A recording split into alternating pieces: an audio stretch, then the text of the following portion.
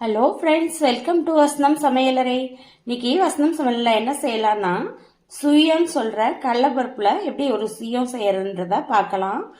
இது பெஸ்டிவலில் ஆடி 18 தீபாவளி டைமில் கம்பல்சரி இந்த டிஷ் இல்லாமல் இருக்காது. இதை எப்படி செய்யறத பார்க்கலாம். அதுக்கு நான் இன்னைக்கு ஒரு சின்ன கப்பில் ஒரு கப் கடலைப்பருப்பை ஊற வச்சு எடுத்து வச்சுருக்கேன். இதை ஒரு தண்ணி ஊற்றி நல்லா வேக வச்சு எடுத்துக்கலாம்.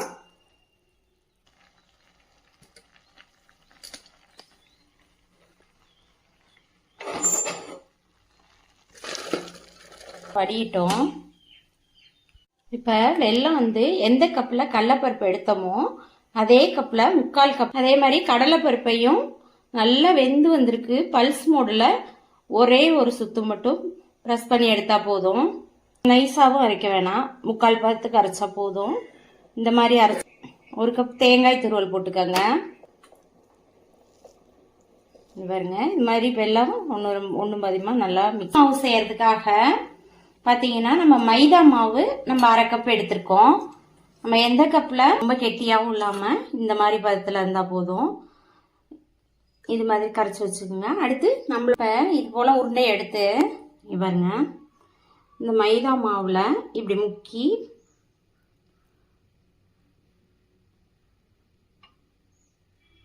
இதை முக்கிட்டு அப்படியே எண்ணெயில் போட வைப்போம்.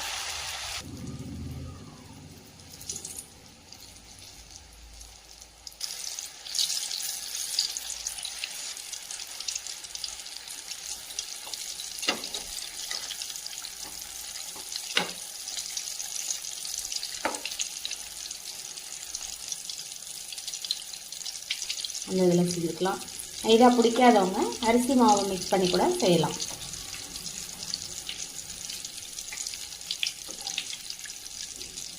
இது இருந்தால் போதும்.